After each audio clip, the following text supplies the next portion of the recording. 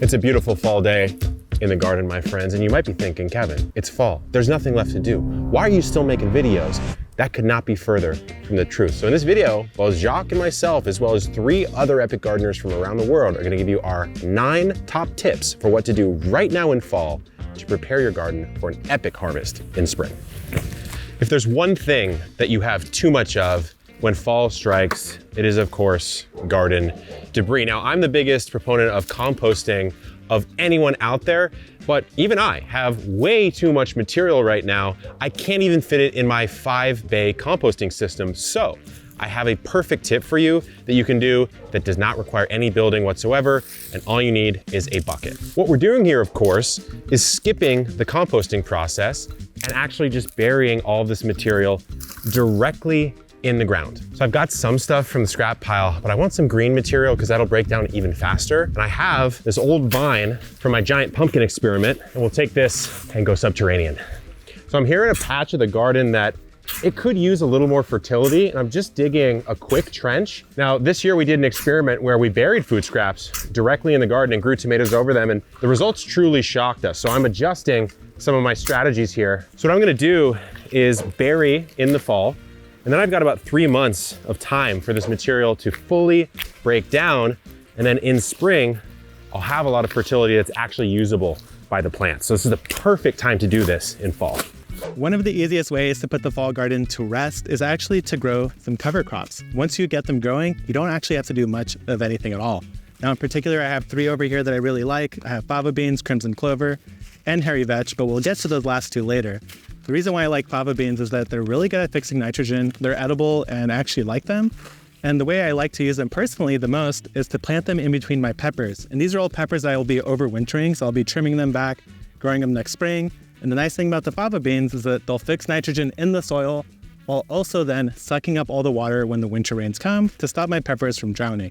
But now, let's go take a look at these last 2. And if you have fruit trees, you're definitely gonna wanna see this. We're over here in the chicken orchard where I'll be planting my next cover crop, in particular, crimson clover. Both of these are really good and they fix nitrogen, especially for trees. You could actually plant them all around your trees, which is what I'm gonna do here. The idea behind this is that the crimson clover will fix nitrogen for my tree, and then the chickens will get to eat any of the flowering or leafy parts of the plant that stick up above this little protective cage that I put in here.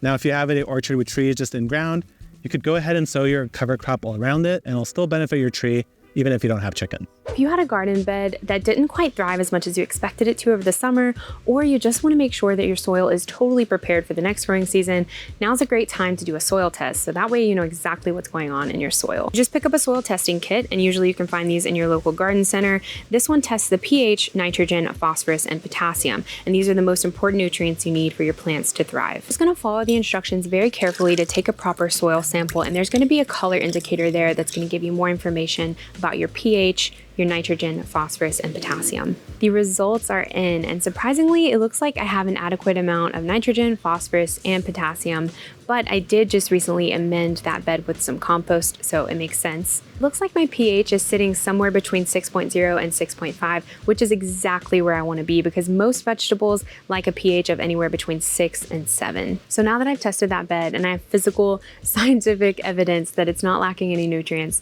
I'm confident and I know that it's ready for spring. Now that the leaves are falling, it's the perfect time to collect them up and use them to make an amazing free soil improver for your plants. And you can make a really simple bin for them to rot down in just using some wire fencing. I'm just going to roll out that wire and cut it to size. The bigger you can make it, the faster the leaves are going to break down. I've also weighed down my wire at the end so it doesn't ping back and hit me in the face. I learned that lesson the hard way. Then you literally just make it into a big circle and then secure it with cable ties. If you're using something flimsier than this wire, like chicken wire, or if you want to make it a lot bigger than this, I'd recommend using some wooden stakes to support it. Before I put my bin into place, I'm just going to put a few layers of cardboard down on the floor to try and suppress the weeds and stop them growing up through the bin. Now that the bin's in position, all that's left to do is rake up some leaves and fill it up so it can start to be broken down by fungi to create leaf mold. I'm just going to continue to fill this up over the next month or 2. I don't really need to do anything else to it. I'll just water it if it gets really dry, but I'll leave it to do its thing. And then in about a year, I'll have an amazing soil conditioner that will improve water retention and soil structure. And then if I leave it to fully break down, I could even use it as a seed starting compost too. So this is the time of year we're starting to put the garden to bed and plan for the spring. So it's a perfect time to start planting a wellness garden. This is a garden that it's filled with plants that you can use topically, in foods, harvest to make teas, infuse in oils, so many beautiful and beneficial things that you can grow. It's truly a full body experience. Here are some of my top picks for you to put on your list for next year. Lavender is one of the most popular to add to your wellness garden. You can use lavender's buds, flowers, and leaves, and most of us know that lavender has calming and soothing properties, and it's used to relieve anxiety, stress, and insomnia, but it can also be used topically for minor burns, insect bites, and skin irritations. Chamomile is a mild sedative, so that's why it's so popular for a nighttime cup of tea. But it's also an anti-inflammatory herb, so it's awesome to use topically because it's really soothing for the skin. Echinacea is an immune-boosting herb that can help reduce the severity and duration of colds and respiratory infections when made into a tea, a tincture, or an oxymel. This is sage, and sage comes in a lot of different varieties. This happens to be a melon sage, but all sages have antibacterial properties, and it's also thought to enhance memory and cognitive function.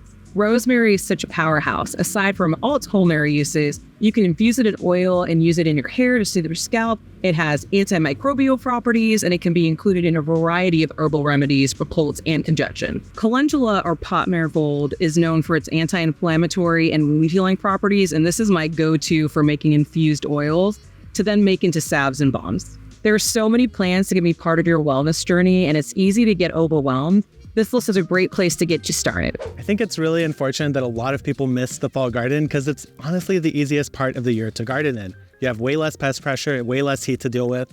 And also a lot of these plants just take a long time to grow. I like to call them the long haul crops. These are things like Brussels sprouts over here, which probably won't be ready until spring, like March, April at the earliest. So all I have to do is plant them, set them and forget them, and they'll just keep growing for the rest of the season. All I have to do is just keep them a little bit watered and happy, but all the pests are gone, all the heat's gone. And otherwise, things that are great to plant right now are things like alliums, like these leeks here, garlic, onions, artichokes like these over here, or even fruit trees if you don't live somewhere too cold. It's a great time to get a head start for spring. By planting all these things now, set it, forget it, come back in spring and harvest later. One important thing to do before winter hits is to top up your raised bed soil. It's totally natural for raised garden beds to lose soil over time, and honestly, it's a good thing because that means that there's lots of beneficial microbes in there that are consuming your soil and turning it into nutrition for your plants. But it's still important to replenish what is lost, preferably with organic matter such as compost and worm castings. It's extremely nutrient dense, so it's going to be adding those nutrients that were used up by your plants during the growing season back into the soil to prepare for the next one. Whatever compost you can get your hands on will work perfectly here, whether it's homemade or store-bought. The worm castings are totally optional, but I really like to add them, especially in the fall. Worm castings are also considered organic material, so they're providing the same benefits as compost, but they have some added beneficial enzymes and bacteria from worms that traditional compost doesn't. I like to just sprinkle some in.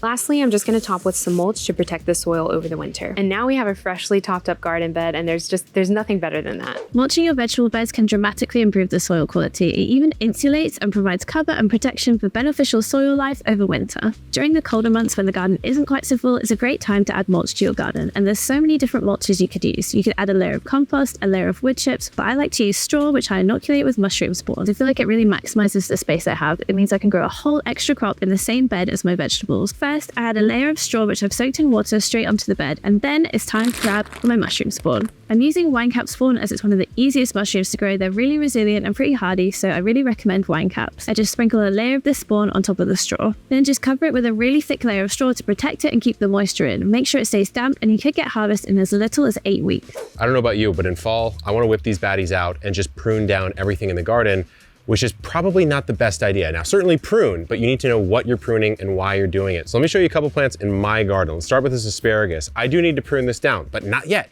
If you're in a colder climate, you might need to. These are the asparagus ferns. They throw energy down to the crowns.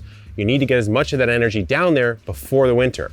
It's not really there yet. Some of them are though, so take a look. I've got these sort of dead guys. They're not looking super healthy. Certainly this one right here.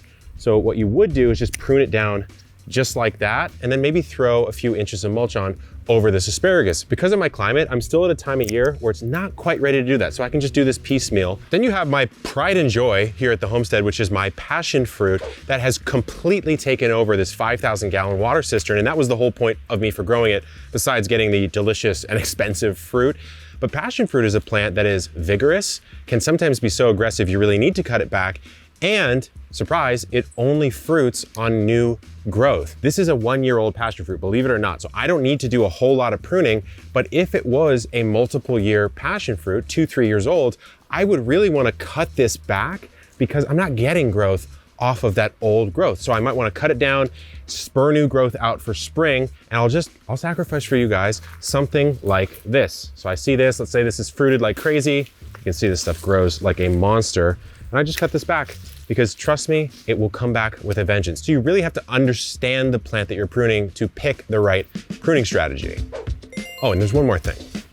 It's fall right now, it's a long season. You might be thinking, dude, I don't want to garden anymore. Sometimes I don't want to garden either, and that's totally fine. But if that's the case, you just need to do one more thing. You need to make sure you keep your soil protected and covered, whether it's with straw, fallen leaves, or wood chips.